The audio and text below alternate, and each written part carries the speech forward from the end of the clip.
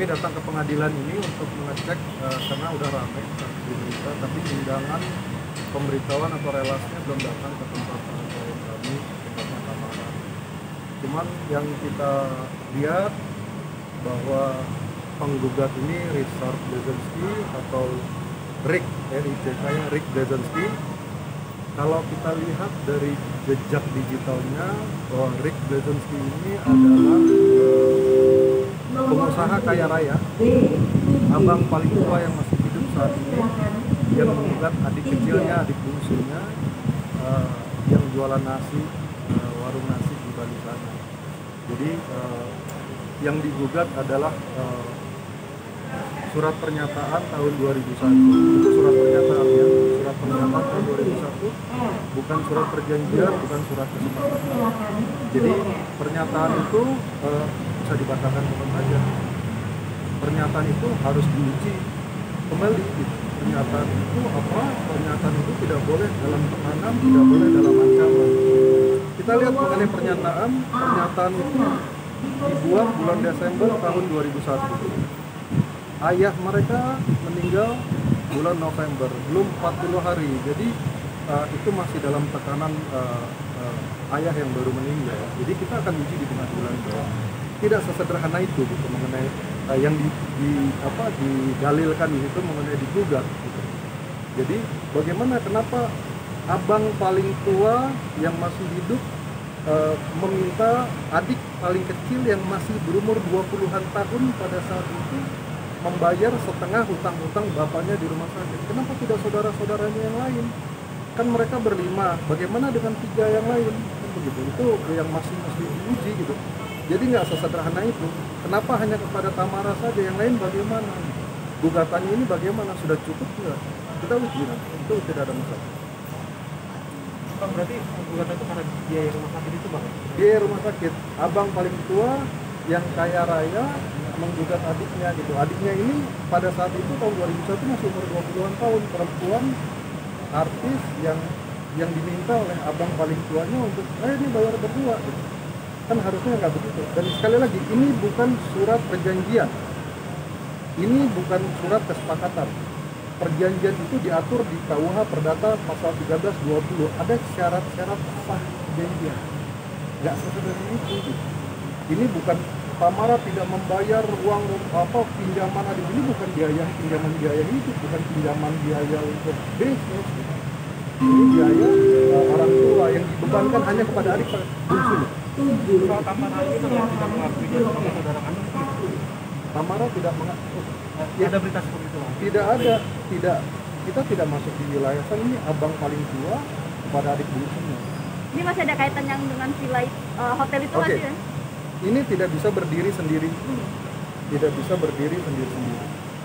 Ini ditandatangani surat kesepakatan itu di hotel. Oke.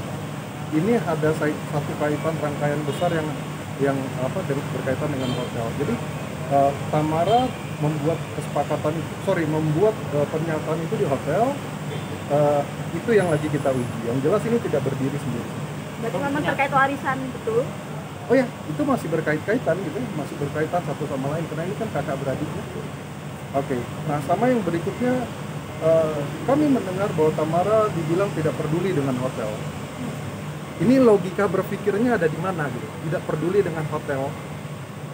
19 tahun tidak pernah diundang. 19 tahun tidak pernah dilibatkan apa-apa. Bagaimana Tamara mau datang ke hotel?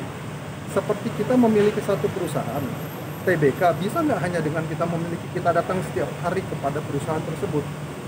Tamara juga ada aturan yang mengatur, namanya Undang-Undang Nomor 40 Tahun 2007 tentang PT Perseroan Terbatas. Undang-undang itu pasal 82 ayat 2 mengatur apa? Mengatur untuk Tamara harus diundang secara patut, Tamara harus dilibatkan secara aturan-aturan. Itu namanya imperatif. Keharusan, ada kaidah-kaidah perusahaan pengelolanya itu diatur sama undang-undang gitu. Jadi nggak bisa dibilang Tamara tidak peduli. Ada lagi saya mendengar bahwa Tamara minta dividen. Logika hukumnya bagaimana? Minta dividen diundang aja enggak kok. Lu bagaimana mau minta? Apa kendaraan, ranah apa untuk meminta dividen, diundang aja enggak. Suatu hari Tamara didatangi di rumah untuk diminta tanda tangan surat utang. Disinilah persoalan. Makanya Cipatat itu milik Tamara ya, secara akta ya? Milik Tamara secara waris. Ya. Bicara mengenai akta 1, saya menghimbau penggugat untuk mari kita duduk di dalam mediasi nanti. Duduk, dan mediasi ini sebaiknya, kami himbau, sebaiknya dihadiri oleh prinsipal. Klien kami sudah konfirmasi bahwa mediasi nanti akan hadir. Tamara akan hadir. Nah, kami minta prinsipalnya juga hadir, bukan hanya diwakili oleh kuasa hukumnya saja. Untuk apa? Kalau mediasi ini deadlock, apa yang kami lakukan? Kami akan mencadangkan upaya hukum baru. 2 upaya hukum baru. Yang pertama, bagaimana mungkin 19 tahun Tamara tidak pernah hadir di dalam RUPS, tidak pernah hadir, tidak pernah diundang secara patut, ada timbul akta-akta. Akta sudah pasti akan kami gugat. Bagaimana bisa timbul? Ada 4 aturan syarat sahnya RUPS. Yang pertama, diundang secara patut. Yang kedua, harus quorum. Yang ketiga, keputusan rapat. Yang keempat, risalah rapat. Diundang secara patut tidak, bagaimana bisa quorum? Kami akan batalkan semua akte, nanti berantakan ini. Kalau sudah itu berantakan, kami akan melaporkan pidana, dugaan pemalsuan, berantakan. Mari kita duduk, bicara, lupakan bisnis, kita bicarakan duduk dengan hati yang tenang, dengan kondisi yang baik. Kenapa? Energi kami sangat low. Klien kami, Tamara, sangat low energinya. Bang Johan, tenang-tenang aja Bang, kita low Bang energinya. Tuhan akan bersama kita Bang.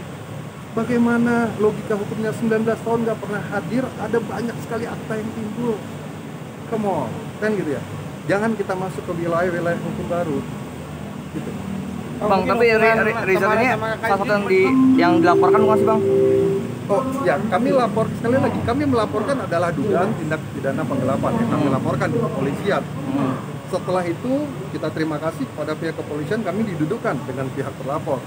Sudah, yuk kita jual hotel sama-sama, kita tidak usah berbisnis bersama-sama, kita bersaudara aja. Hotel dijual, dibagi sesuai porsi, udah mari kita bersaudara saja. Tiba-tiba digugatlah kondisi seperti ini. Ini gugatnya akan kami patahkan. Berarti memang jual beli hotel itu sudah kelar ya Bang?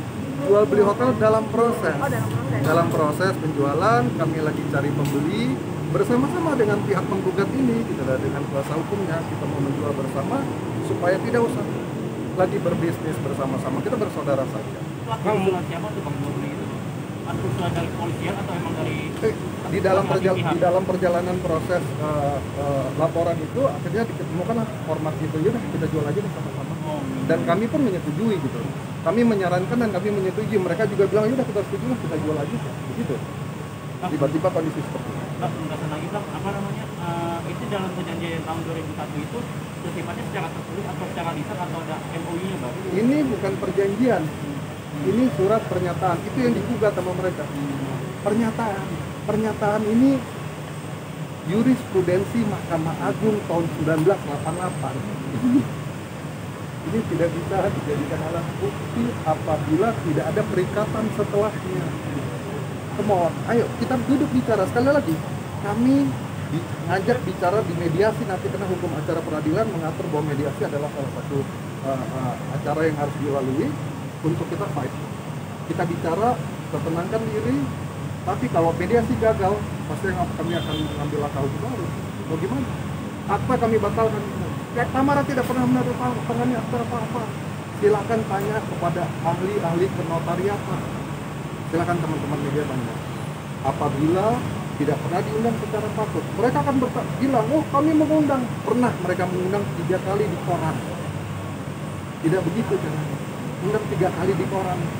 Kok giliran mau nanda tangan surat utang datang ke depan rumah. Giliran undang 3 kali di koran. Ada 19 tahun ya 19 kali harus diundang. Bicara laporan keuangan perusahaan ini rugi, ribut-ribut apa? Cara membaca laporan keuangan buka 1 tahun, tutup 1 tahun, buka 1 tahun, tutup 1 tahun. Jadi kalau 10 tahun ada perusahaan 6 kali untung, 4 kali rugi, tidak bisa dibilang secara keseluruhan perusahaan rugi. Jadi untung rugi itu harus dibicarakan setiap tahunnya. Oh ini rugi, kita apa ya? Ini kita ngutang deh, pinjam uang ke bank. Oh kita pinjam kepada pemegang saham lain. Oh pemegang saham tidak punya uang, kita jual aset. Oh untung bagi-bagi. Itu cara bacanya. Jadi nggak bisa dibilang perusahaan ini rugi. Yang berikut, saya disampaikan bahwa oh ini perusahaan sudah diaudit. Yang saya dengar begitu. Benar, kami mendapat informasi dari penyidik 5 tahun sudah diaudit. Ada 19 tahun. Baru 5 tahun diauditnya gitu. Yang lain kemana? Dan yang berikutnya, menunjuk auditor itu harus atas persetujuan kami. Kami harus dilibatkan gitu. Jadi baru diaudit 5 tahun, sisa yang lain belum diaudit. Dan auditnya sendiri kami bawa. Bang, pernyataan apa sih bang yang akhirnya digugat sama pihak